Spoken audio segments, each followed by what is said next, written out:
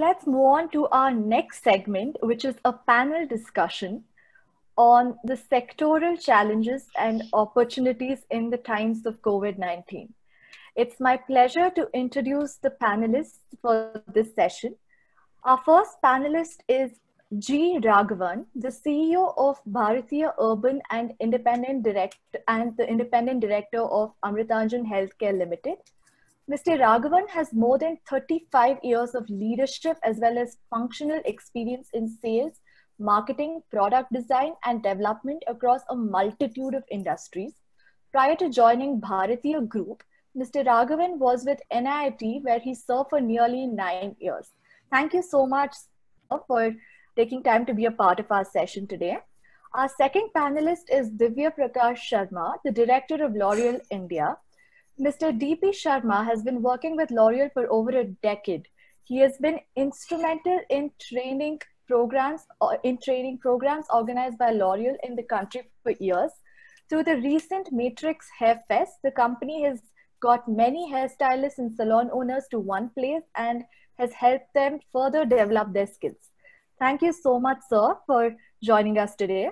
Our third panelist is Rattan Keswani, the Deputy MD of Lemon Tree Hotels. Mr. Rattan Keswani has over 31 years of experience in managing high-performance teams across multiple functions and geographies. Mr. Keswani is a highly respected figure in the Indian hotel industry, having joined the Lemon Tree Group in May 2012. Welcome, sir. We are glad to have you here with us. Our fourth panelist is Vinay Gupta, the Vice Chair of Plumbing Sector Skill Council and the Chairman of Bathline India Private Limited. He is a pioneer in bringing the latest global technology in the industry to India. Mr. Vinay Gupta is one of the founder members of the Indian Plumbing Association when it was formed way back in 1993. And he's also the Vice Chairman of Indian Plumbing Skills Council. Thank you, sir. Thank you for being a part of this panel discussion today. And our last panelist is Mr. Jaiprakash Shroff, who is the Managing Director and Chairman of the Shroff Group. Mr. Shroff is the Director of Paint and Coating Sector Skills Council of India and is the Chairman of Kushal Kredai Pune Metro. He has a wealth of experience of over 30 years in construction and real estate development sector. Thank you so much for joining us today, sir.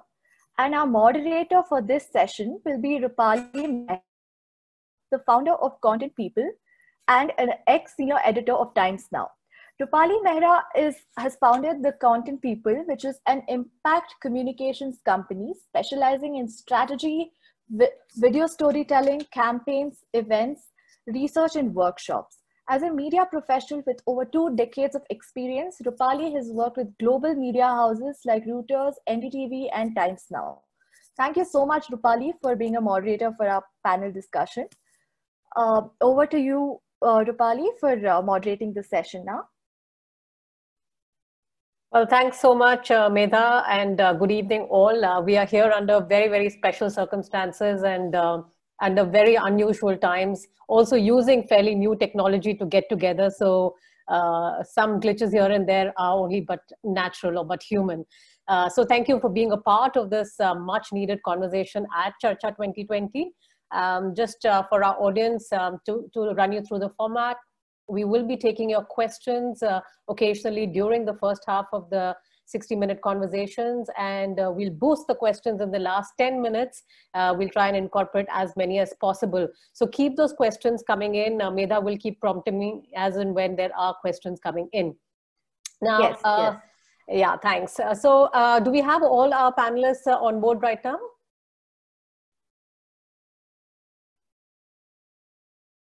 Yeah, okay, looks like everyone's in. And let's, for our panelists, run through the structure. During the first 60 minutes, we will elaborate on the new challenges due to COVID-19 from an industry and skilling point of view, and the existing ecosystem, and also how we can recalibrate that. And then we'll move on to future casting and look at different solutions that we can explore. So let's jump right in. For starters, the post-COVID world, of course, as we know it, is going to be very, very different from business as usual as it was till February 2020. I would like to start by getting in opening remarks from each of you on the biggest challenges you see keeping the post-COVID lens on. And let's start with Mr. Shroff first. I think I am not, the video is not available. Can you hear me? We can hear you clearly. Okay. So, hi, good evening. I belong to the construction sector, and I believe times are bad for this sector, particularly because we've had three years of slowdown in the sense that demonetization, post that, RERA. So it's not been good. And post COVID, things have been worse because the labor, which is 60% migratory, are on their way back home. They are way back home for two purposes. One is they tend to go around this time to do their agriculture to their hometowns. And second is the concern of the family that they have in their hometown. So we are genuinely scared that kicking or starting off the industry would be very, very difficult, particularly in cities where I come from, particularly in Maharashtra. So it's been a big concern. So retention is going to be the most important thing that the developers are looking at, the construction industry is looking at. And post that, with the remaining labor, how are we going to reskill them to be able to acquire skills that that probably we would have to do with the shortened or the smaller size of construction workers that we have. So all this is a big challenge that we face. We hope today we had the finance minister announcing a great lot of incentives for the migrant labor, but that doesn't still prevent them from going back to their cities. And we have a lot of people coming from Jharkhand, Bihar, Orissa. So most of them are already gone or on their way back home.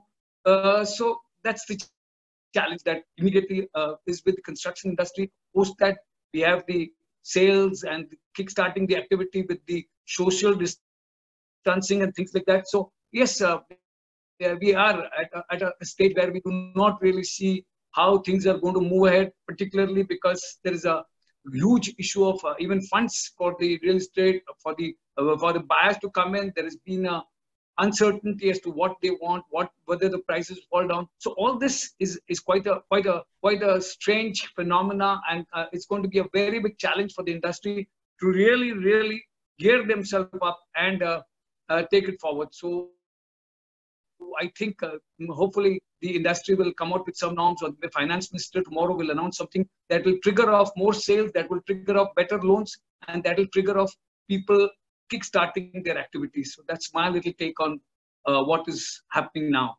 Yeah, in fact, in the last few days, there have been all eyes on what the finance ministry has been announcing in terms of measures, in terms of ways to boost economy, in terms of the ways to boost demand. But I'm going to throw it to Raghavan here, since you are from the same sector. Do you resonate with the observations of Mr. Shroff? We have been seeing millions of migrant laborers.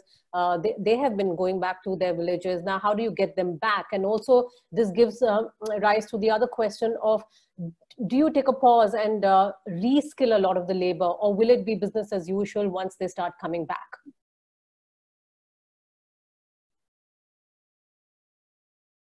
Raghavan? Oh, okay. Can you hear me now? Very clearly. Thank you. Thank you for the question. Mr. Shroff is absolutely correct. He has very vast experience, and his points are quite bang on.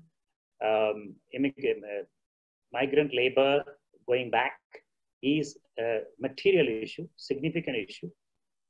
But later on, I think we should discuss a little bit more in detail about how that issue falls in the context of overall issues. Mr. Shroff also touched upon a series of issues that the real estate industry has been facing. But I want to step back a little bit and give a little broader context to the conversations that we are having today. First of all, if you look at COVID-19, I would say that even before COVID-19 came in, the country has always had problems in terms of employment, skilling, and livelihood has been always there. it's a moot point whether the number of jobs went up or went down, depending on who's looking at it, who's reporting it, what kind of calculations they do, etc. The numbers have been always varied. But the bottom line is that I feel that the number of jobs in the unorganized or semi-organized as well as self-employed categories have been growing over time. Maybe it is organized sector jobs that have been under challenge. It's a broad settlement I have come to in my mind with respect to the jobs. Now, coming back to what Mr. Shroff said about the real estate industry, I think all businesses have always been subjected to certain uncertainties. And that is why we all used to fancy a term called VUCA. Even before COVID-19 came, we always used to talk about VUCA, volatile, uncertain, complex, and ambiguous business environment. We almost kept on talking about it in cocktail circuits and every conversations. I think the coronavirus has been overhearing it and said, listen, guys, you don't know anything about uncertainty. Let me tell you what real uncertainty is, and came down to the earth. That's on a lighter note. But the point is that there has always been uncertainties, but there is no doubt about the fact that COVID-19 is the mother of all uncertainties. It has affected everyone in every country. It has affected all the industries, certainly some industries more than the others. And it's affected everybody, some people more than others. So I think the important point to keep on top of this when we are approaching this issue of jobs, skills, and livelihood is that we have to look at what is really happening to one's industry, and one has to look at what is happening to one's organization. Let me make a few points about what I think about jobs, livelihood, and skills in this area. I can make the following 3-4 main points. Number one is, it's very obvious the number of jobs overall available will go down. But that is like a statistician's average. By simply knowing that, we can do nothing about it. One needs to take that and go back to one's organization and see what it means to us. I think jobs in some sectors will certainly go up, be it healthcare or healthcare administration. Manufacturing, there's a lot of optimism. Education and skilling, food, internet, and ITES kind of services will go up. But the important point is not that. The important point is everybody is going to have a pressure on productivity. Connecting back to migrant labor, I would say that it has been a solution waiting for a problem in some sense. What I mean by that is people have always known methods to improve productivity and make our own industry a little less dependent on what we are currently doing. But I think the industry's hands will be forced to look at the productivity. But taking for the overall industry as a whole, I think there will be new jobs, but those jobs will require skilling, either upskilling of existing people or people with new skills. Let me stop here as kind of opening remarks, and I shall be more than happy to talk a little bit more later on about the real estate sector, as well as the ITES sector and education and skilling areas. I'll be very happy to talk. But I think I just want to leave with one sentence. If there has been a good time to look at an apprenticeship route of improving your employee base, there has not been a better time than this. There are fantastic programs that the government of India has rolled out in terms of apprenticeship programs. And I think the whole industry, irrespective of which company, which organization, which industry you are in, this is time for us to look at it very seriously. But I will come back on this when we get the next circuit. Thank you. Yes, thanks for that, Raghavan. In fact, that is a touch point that we will be looking at somewhere in the middle of the debate on how we can move forward when it comes to skilling and making our workforce equally robust so that they also stand shoulder to shoulder internationally, not just within India. But let's hear it from the other sectors also. The hotel industry is another sector which has taken a beating in the lockdown, which was forced due to the corona pandemic. I would like to hear also from Mr. Rattan Keswani from Lemon Tree Hotels on what's really the biggest challenge that you have faced when it comes, well, it is quite clear that all the hotels are shut, but then how are you looking at overcoming these challenges? Hi guys, thank you for this invitation. I'm going to speak a little bit from the two hats that I wear. One is the hat that I wear for Lemon Tree Hotels, and I'm also the chairman of the Tourism Hospitality Skills Council. And therefore, I'll pick it up from there.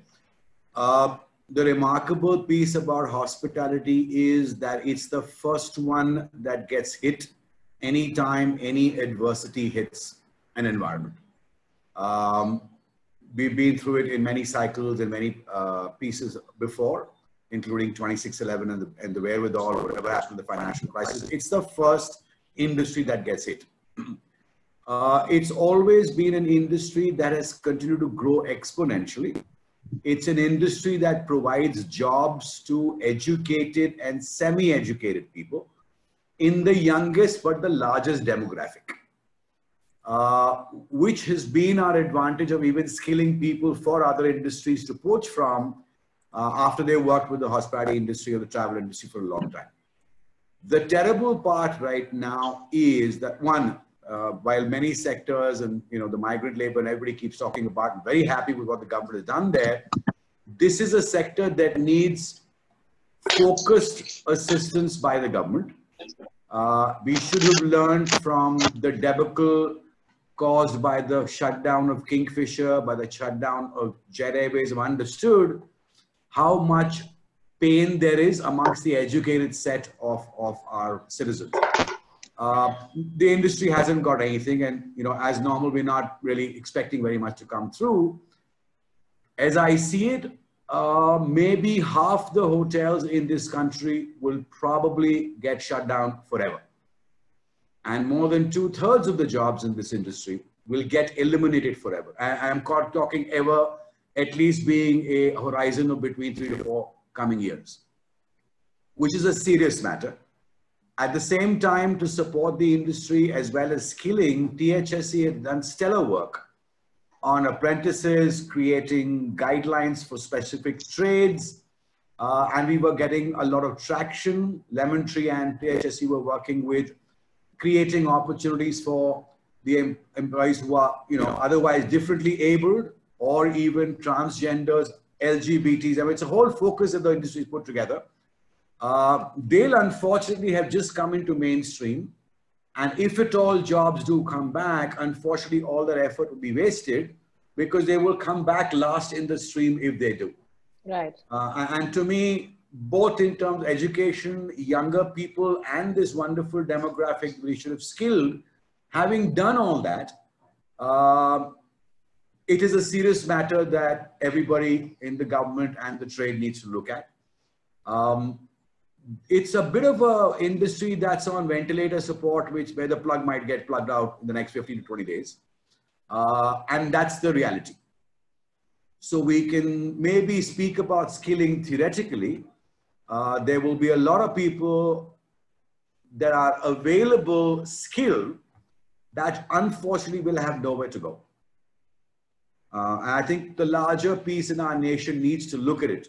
Because if I would combine hotels, airlines, travel agencies, and all the related, every job in our 3 verticals supports at least 5 other jobs in our environment. You put that whole thing into a pot, it's a set of 20, 30 crore people that are going to get affected in the present circumstances. Right. Also, let's get in a quick word then from DP on sort of the industry, which may take a long time to come back, because it does fall under sort of the luxury industry, and at a time when people are thinking about sort of their basic sustenance, sort of grooming and luxury is something which might take a backseat. How are you all looking at these challenges in the next couple of years? Hi, good evening, everyone. So we all know that we are living in unprecedented times, and for the first time, the human race has faced something like a COVID-19, and this has had an impact on all the sectors and all the industries across the globe. But rightly pointed out, the service sector is the most impacted one when we see today. The salon, beauty, wellness industry is about 25,000 crores in India, gives an employment to 7 million people, and more than 50% of them are women entrepreneurs. And that's probably double the national average. So there lies a big cause of concern, because these have been constituted and created over a period of decade or two. this industry didn't exist 20 years back. And the last 20 years have seen creation of these small micro entrepreneurs, specifically on beauty salons, parlors, etc. And now all of a sudden they are hitting a wall. So as you rightly pointed out, it's sort of a luxury kind of a thing. But today, if you really go back and see, beauty is becoming a necessity. So if you have to step out of the from your home, if you have to step out of, you have to socialize, you will wear your makeup, you will wear your beauty per se. So not in true sense it's a luxury, but yes, somewhere there's a line that we need to demarcate and we need to do.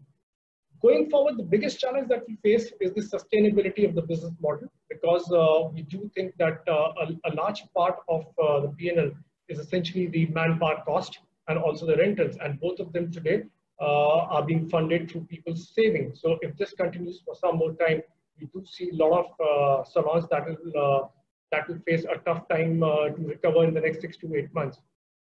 There's another intrinsic issue that is coming up, which is the erosion of psychological safety of the consumers. And this needs to be recreated. This needs to be reinvented. We need to reinvent the consumer experiences with new mechanisms like e-consultations, e-diagnostic, and various other measures too. So yes, there's an issue, but there's a probable solution as well. And happy to share that a lot of salons have already started sharing these initiatives. And when the country was getting into the lockdown phase, that was the time that people started really inventing these new things. So we are definitely hitting the wall, but at the same point of time, the spirits are high and people are really taking steps to counter this problem. And this will not be only restricted the way we communicate with our consumers or with our manufacturers. It will be at every stage of the touch point, whether it's the evaluation stage, it's the choice, the execution, or the follow-up. So profound changes in consumer life values are imminent, and sensing and decoding these will be critical, as it is bound to have an implication on consumption of services too. So going forward, I think the two key parameters would be the psychological safety of a consumer and the sustainability of the business model that needs to be redefined with various measures. So during the course of conversation, of course, there are other measures that the Beauty and Wellness Skill Sector Council is taking, the industry is taking, in the way people are putting in their best of efforts to come in, and we'll discuss during the course of conversation. Right. So a lot of this actually also boils down to about skilling in the workforce. I think the conversation, whether it is on the real estate sector, whether it is in the grooming business or any other such sector, even the hotel sector, a lot of it has to do with the workforce. Now, our industries, we do know that the National Skill Development Council, Skill India, there has been a lot of thrust over the last few years towards skilling labor, but we still know that we are about 100 million labor short when it comes to matching the needs of the industry with the right skills that the workforce needs to have. Now, apart from the government, are industries across sectors also willing to take that pause and ready to invest collectively in skilling their workforce and making them sort of ready to towards a post-COVID world? And I'm asking this keeping in mind a long-term perspective, if we can develop an India growth story and looking at least a 10-year horizon. Let's ask this to Raghavan. Maybe you can get started with this.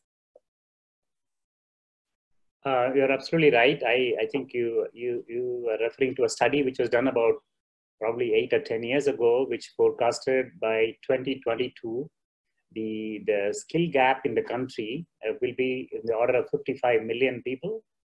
I think that those studies, although we need to revisit, but the direction in which the numbers were thrown up have not changed. There are two issues. One is the whole idea that the organizations will get a lot more value by training is yet to kind of sink in. We are quite used to the idea of dragging a person in the last minute, putting him right on the job on the next day, and hoping that he or she will produce exactly what is required. We have to grow up as far as that area is concerned. Countries which we look up to, at least we have been looking up to all the time, whether it's Germany or European countries or UK or Australia, they've been able to do what they've been able to do because fundamentally the skilling was there already. You are talking in numbers, percentage numbers of 85, 90, 95% of the workforce were skilled and certified. Now, COVID, no COVID, it doesn't matter. We have to grow up on that dimension to be skilled. Come on, we need to be skilled. If there was a pressure of skilling before COVID, let me only tell you that the pressure should have gone up 100 times with COVID. Because we are all forced to do more with less. There is going to be cost pressure. There is going to be unavailability of skills in the areas in which you want to do the work. For example, you take a productivity in terms of a construction industry. Today, if you want to become a little bit less dependent on migrant labor, because there are 53 million or so migrant labor working in the construction industry. Even if they say, let's say 10% of them never come back, right? You're talking about 5.5, let's say 20%, 10 million people don't come back. Whatever be the reasons. Although personally, I do not believe that they will not come back. Because just as the industry offers livelihood for them, but they also are dependent on the industry for the livelihood. Now, I do not know, it's anybody's guess, how permanent or not permanent this phenomenon of migrant labor going back and coming back. But let's leave that aside. Only time will tell exactly what is the magnitude. But the construction industry needs to move up in terms of being productive. There have been methods, whether it's a pre-construction or using technology or using appropriate software for better planning and using lean methods of construction. They've always been available. It is just that we have been in some ways complacent in not really putting all of them to use because we had an easy option of throwing labor at work and then getting on with it. But I think Mr. Keswani will completely agree with me. His company is one of the leading hotels which have been in the forefront of leveraging the apprenticeship scheme and giving and skilling employees of different categories, very diversified. I really look upon to what Mr. Rattan Keswani and Patu Keswani have done with the hotels. I think there is scope for everybody to do. I would again go back to the National Apprenticeship Promotion Scheme, where it is really rolling out the red carpet for organizations to leverage the skilling opportunity.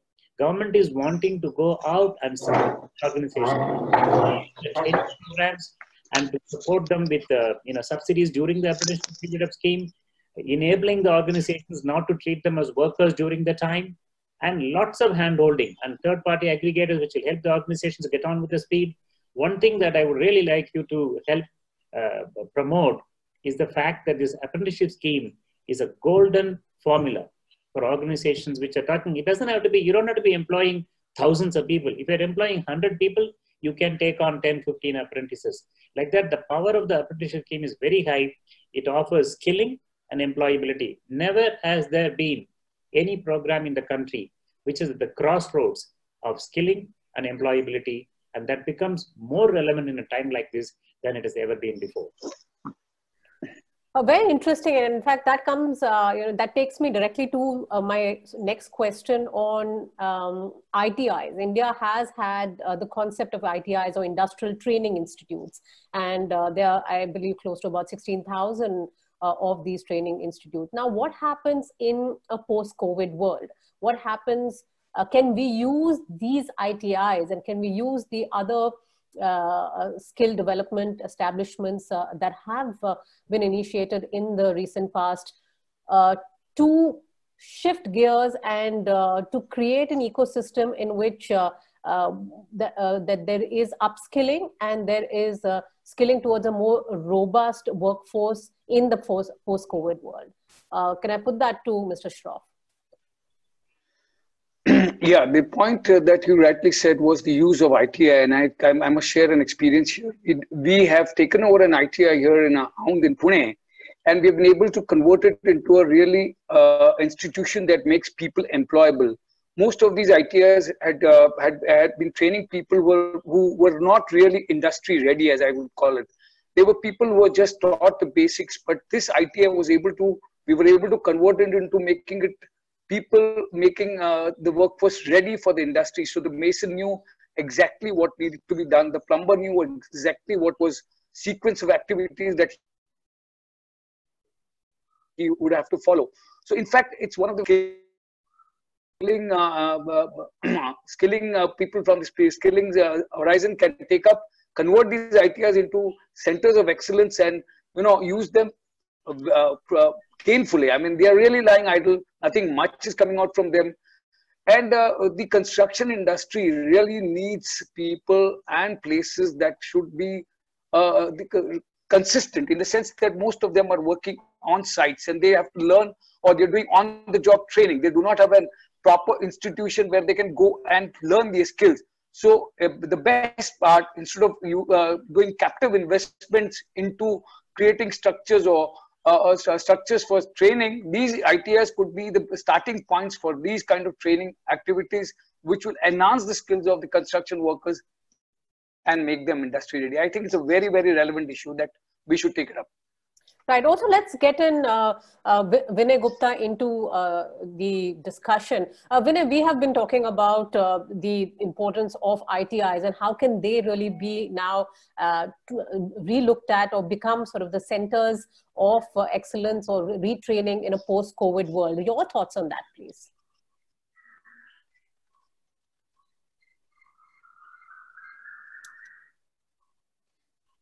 Vinay, can you hear me? I'm not sure, Mehra, if Vinay is online.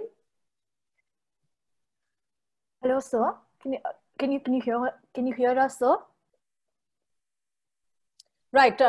You can send me a message, Mehra, if he is online, and let me put that question then back at the panelists who we already have. DP, would you like to take that? How do you look at the hotel industry, and because the way services are rendered is going to change. Existing workforce, even in the hospitality industry, will need retraining if our customers are going to be utilizing hospitality services. Can existing structures be used for developing a new ecosystem? Right. So thanks, Rupali, for the question. So first and foremost, training has been intrinsic when you talk about the service industry. It's not something new to the world. When we particularly talk about hotel industries or salons and spas and beauty, these have been there because the quality and the delivery of standards that we maintain are very high, and they are international standards. And if you see in the last decade or 15 years, this has really accelerated. And thanks to both the industry initiatives and to the private player initiatives, that these sectors, these skills have actually surpassed the usual projections. So just to share a few figures from you, L'Oreal per se trains around 325,000 hairdressers every year, and it's a complete initiative which is taken by L'Oreal. And this is not something to do with manufacturing of the products or reaching out to the consumers. So we strongly believe that you need to upskill the service provider for you to have a better consumer experience for him to actually come back to you. Now, coming back to your question, can we accelerate this? Yes, we can accelerate this. And thanks to the technology today that we have, we can really utilize the ways and the frequency of training. Just for you to know, in the last 40 days or 47 days of the lockdown, we have already trained more than 50,000 beauticians and hairdressers online on the new courses, quick services, etc. There have been new guidelines that have been issued for this sector, particularly which is based on four core pillars. And the four core pillars are infrastructure, client, service provider, and administrative staff. So how do they behave in the post-COVID world? What do they need to do? What are the new SOPs? So all of this have actually been done already, and it's out and in the market, and people are getting trained on this through online, through videos, through static imagery. So the avatar of education will change. The education will definitely remain the intrinsic part of the industry. It's nowhere to go. We are accelerating it, and for sure in next couple of years, you would see the numbers going to multiply a lot, because as you say, there's always an opportunity in a distress situation. So I think this is really given the industry to come together, and competitors, no competitors, they all are working to help each and every other member of the fraternity. Just to share an example with you, all the big chains and the big salons have actually come together to train the, let's say, the smaller and the mom and pop stores in the industry. So as an industry, you see a lot of cohesiveness coming together. People are trying to get together to help the community in totality and not think only about themselves. So that's a big opportunity. And I think with community coming in, this can really multiply and can really reach millions of people in the country. Right. I had one We've also got some. I had a point to what he said. Go ahead. So I think you are absolutely right about utilizing existing on-ground capacity for skilling. Because if you look at skilling as a very major agenda, if everybody thinks that skilling can only happen if they have a capital expenditure to set up a facility and then get started with skilling, then you lost the battle because you don't even get off the ground because it looks a very mountainous task. Therefore, your question about utilizing ITIs or any other education institutions or any other institutions, because education at the end of the day, skilling at the end of the day is a capacity business. So there is IT capacity everywhere. Schools don't get used in the evenings, and there are many options there. Therefore, setting up centers of excellence in partnership with the academic institutions like ITIs, making what we teach them very relevant to the industry is the way to go. There is, I can give you an example of Daikin Air Conditioning Company, of which I'm a management advisor. They have about 30 centers of excellence in the country, all in partnership with academic institutions. The number of people they've been training in those institutions is very high. And it is very easily possible for everybody to lift off that kind of a format to utilize existing resources. Everybody will be more than happy to partner.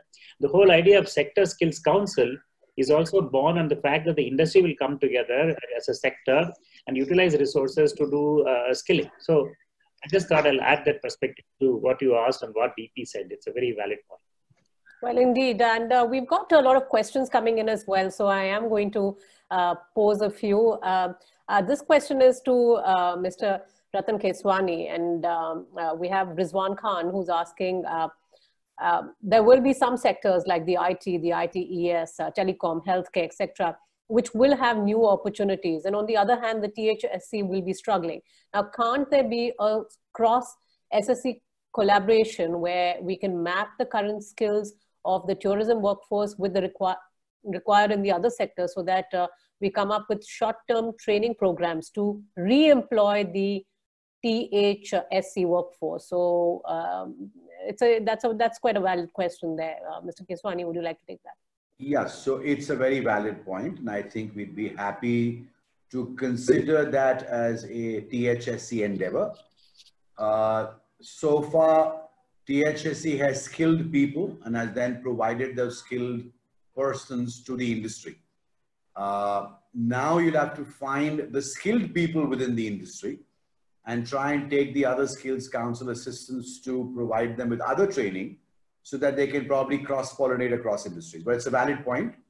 I'm happy to engage with the sector skills chairman and CEOs of that particular vertical to be able to find if we can find certain programs to run that piece. Would be happy to. I think it's a great idea. Right, and we also have Vinay Gupta joining us. He has come online now. Vinay, good to see you finally online. So I'm going to take a few words from you quickly before we move on. We are in the midst of a discussion on what next really when it comes to COVID-19. We have been talking about the challenges. We're now looking at various options in which the ecosystem can be redesigned. Can there be sort of reskilling, upskilling, and cross-skilling if needed within industries. So if you can, within a minute, highlight your challenges and your way forward. Okay. Good evening, everyone. Sorry, I was basically got connected as an audience rather than as a panelist. Never mind. I've been hearing some conversation the last few minutes. I'll be limiting myself to the plumbing sector. I've heard Mr. Keswani giving in views. It's very depressing, but yes, there are challenges. And what I would say is that, let's look at the challenges, the solutions, and then the opportunities. And challenges is same for everyone. There's a problem of labor shortage, the disruption of supply chain, cash flows of MSMEs, and the solutions. I was listening to the discussion that we had. We have to change the new ecosystem. Now the solutions for, let's say, the manpower. Now, what the new ecosystem has to be, that the MSMEs, whether they are industries or service centers, have to work as training partners. And the new challenge would be that the NAPS that we have been working on, the apprentice scheme, has to be more active. Earlier, it was thrust upon people. Now, I think this is the need of the hour. What actually would happen is that once you have NAPS, you already have a good ecosystem of training partners. You have trainers, you have got assessors. Now these training partners should work, all these skill sector councils, all should work in tandem. Let the labor work as from the MSMEs, and it should be uh, earn as you work. They'll be learning and also working simultaneously. Now, there'll be a shortage of labor. When these NAPS people come in, a lot of industries are not employing people because of various labor laws. Like MSCs never wanted to cross 100. But when you have NAPS people in, they won't mind employing people in the MSME sector. They will get employment, they will get trained while they're learning, and also earn monies. At the moment, the whole ecosystem was on basically getting the ROIs for the training partners. So this would help in a big way of getting the labor back on work, and also beneficial for the industry. Then regarding your cash flows, yes, the government is trying to help out, but the best way would be to start doing factoring. The government should work on factoring, which is prevalent in all over the world. In India, it is there, but in a very, very limited fashion. It is only working with some public limited companies. Now the government should back up the banks to start doing factoring. When you do factoring, at least the eligible manufacturers, the service providers would get the money where they're factored. So that is where the cash flows will come in for the MSMEs. They say 45 days, but then when they are factored, the money would come for MSMEs to run the businesses. And well, right, there would be great opportunities for all of us there, because there will be a lot of housing which has to come up now, because people have been, the government has realized that they need mass housing. There would be requirement for a lot of plumbing products there. Then, as you have seen, the migratory labor going to the villages, there'll be a lot of industries or other things coming up there. The migratory labor should be used to work within the villages, start as the plumbing products are concerned, there'll be a huge requirements in the villages now, and the labor there could be used for the same. Well, we can carry on the discussion, and probably regarding your ITAs and other things, I think besides the ITAs, it will be the MSMEs should be now brought in to do the training. Thanks. Right, thanks for that, Vinay. We've been speaking of the challenges, and now coming to the opportunities that lie ahead in the post-COVID business world environment, really. And there has been a lot.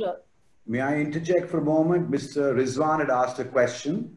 Sure. And I just want to kind of address him again. He had a valid point. I have a message from Mr. Rajan Bahadur, who is the CEO of the THSE, to confirm that THSE has already been chatting with the Health and the IT Skills Council to do exactly what he was recommending. So thank you, but they've just answered that they're in touch and they're at work on it already. Thank you. Well, thanks, Rizwan, for that question. And moving on to opportunities now, there has been a lot that's been written about how Indian businesses, both MSMEs, SMEs, and as well as large industries, could turn the tide and to their advantage, and also attract international businesses given the environment we are in at the moment. Now, over the past few days, the government too has laid out several initiatives and measures to make India as an attractive export center. What more can be done in this direction? And perhaps let's get in some more fresh views on that. Let's get in Vinay. Vinay has just spoken. Let's get in Raghavan on that. I think I like the concept of talking about opportunities. I think it's a good segue to go. I look at it in 2-3 directions. I think you alluded to manufacturing. Although the jury is still out exactly how much we'll be able to leverage this whole manufacturing welcoming carpet at the end of the day, I do not know. But there has never been a stronger intent and stronger signal than it is today.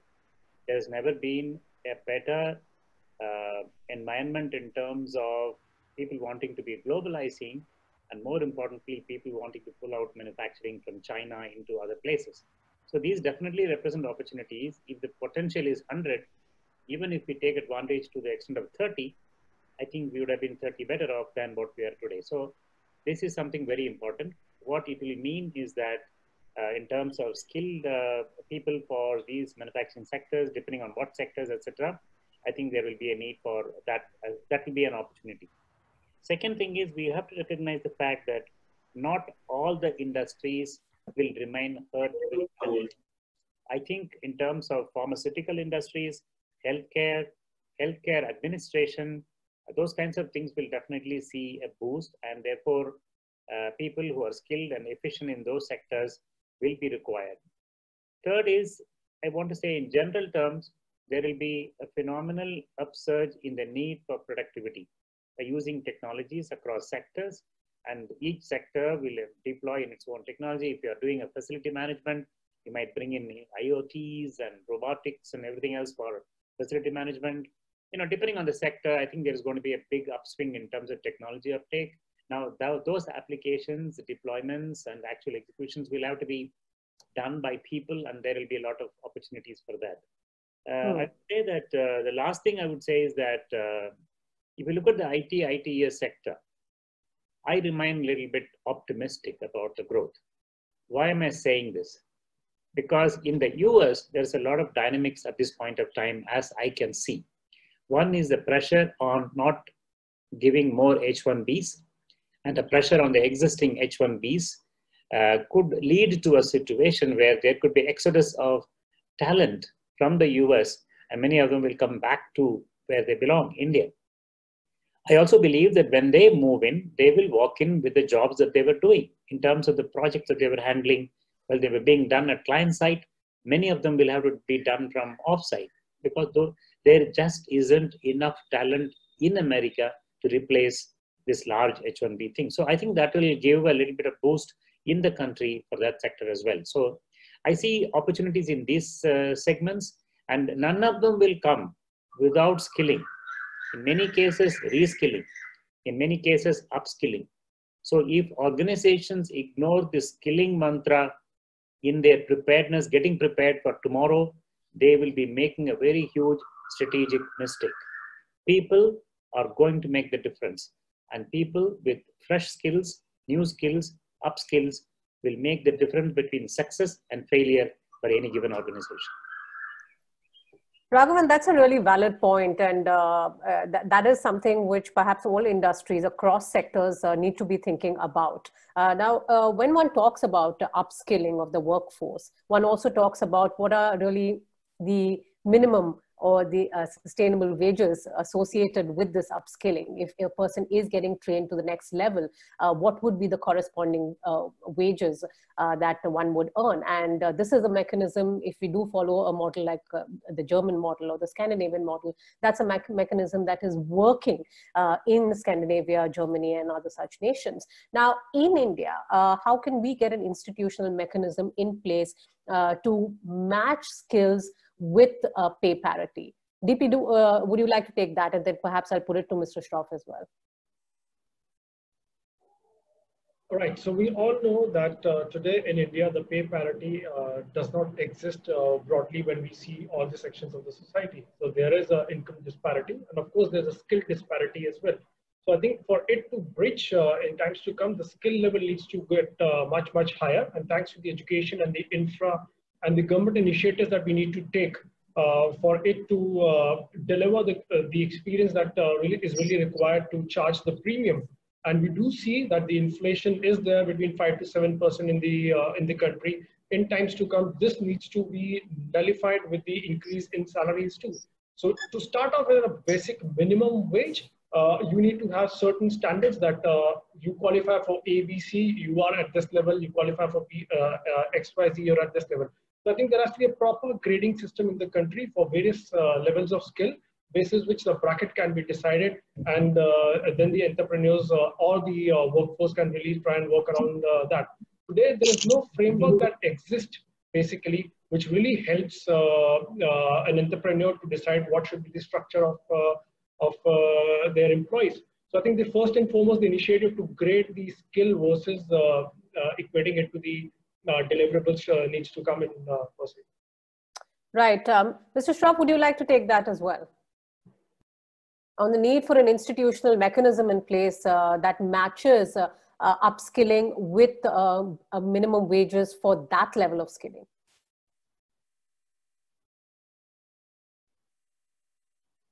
Right. I think we've... I can supplement that with something if there is time. Yeah, go ahead. Okay. One is, I think, first of all, when we talk about skilling, very often I find organizations doing a glib job of so-called showing training. Okay. Right. Unless the training is really thought through carefully to make sure that the person emerges at the other end of the training with skills, then we will only be repeatedly proving ourselves wrong about skilling. So that's a very important point. Second is, there are two things. One is you could be a part of an organization. That means organization to work to create the productivity and then share a part of that to the employees. But when it comes to individuals, MSMEs, individual artisans and all that, I think the best solution that can come up is by creating a marketplace. I don't have all the answers.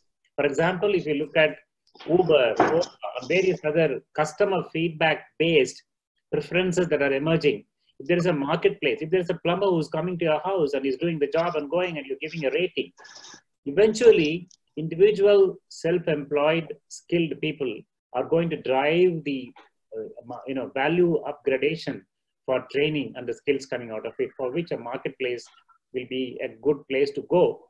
But I think we are far from reaching there, but it's not an impossible thing. We have seen it happen in certain other industries right in this country. And it's also important because it is necessary to create a robust workforce, isn't it? We have seen the effects of a poorly paid workforce play out. We've seen the effects of a poorly paid workforce play out during the COVID crisis, where we've had millions of migrants with nothing in their pockets really walking back. Now, this does show a huge gap within the existing system also, where often it is the workforce pay which is really at a lower level in order to squeeze the cost of a product. Now, this is something which perhaps needs to be... Take this from you? Go ahead, Mr. Shroff. Yeah, so I was able to catch the relief. We can hear you clearly. Go ahead. Okay. So the best part about that was she wanted to bring parity in the minimum wages pan the country. So what that really meant was that if I was earning 100 rupees in Maharashtra and I was earning 80 rupees in Bihar, there would be a general influx of those from Bihar to Maharashtra because of the difference of the 20 rupees that he was getting extra. Once you're going to have uniformity in the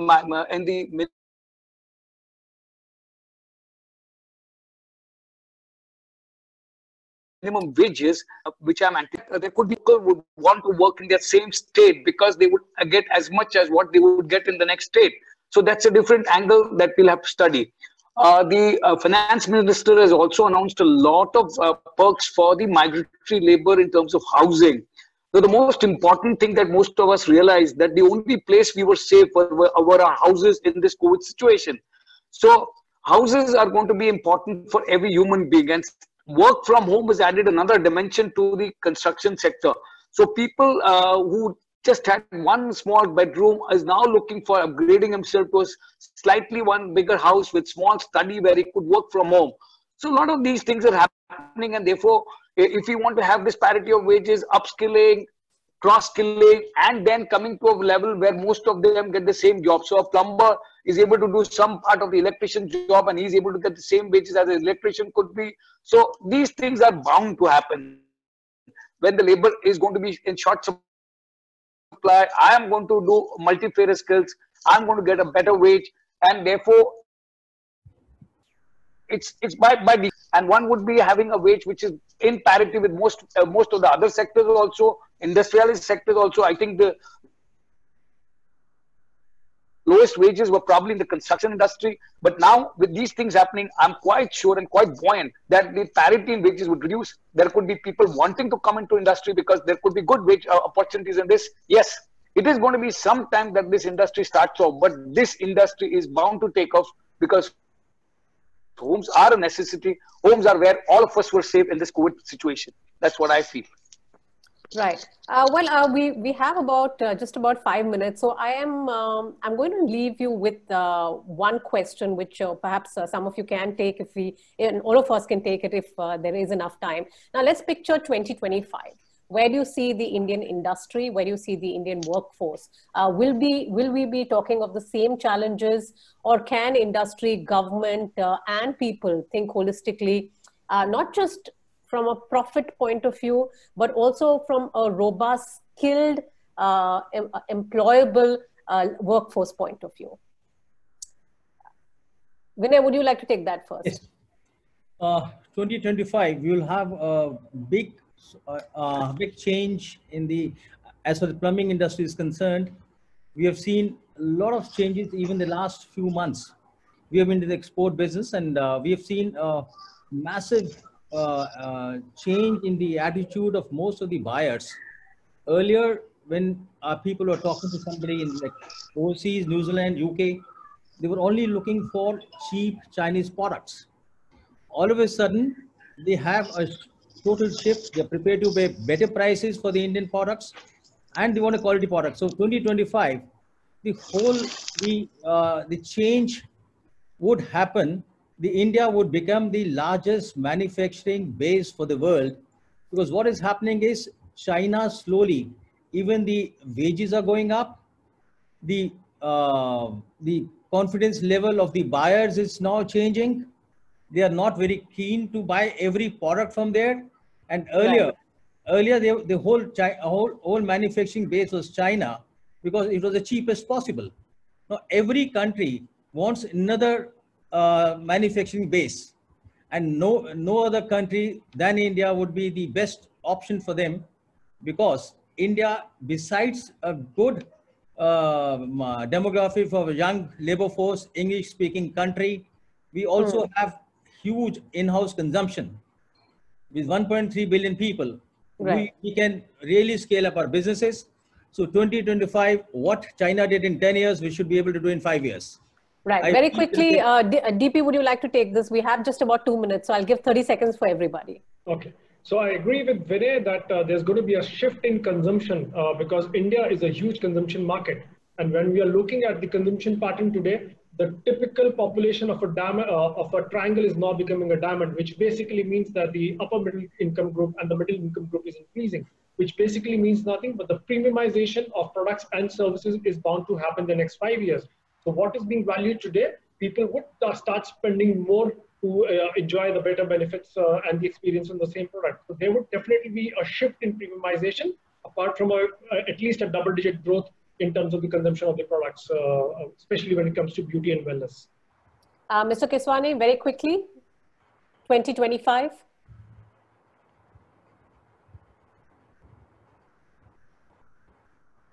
All right, let's go to Mr. Shroff if he can hear me clearly. 2025, how do you see India in terms of its industry and its workforce?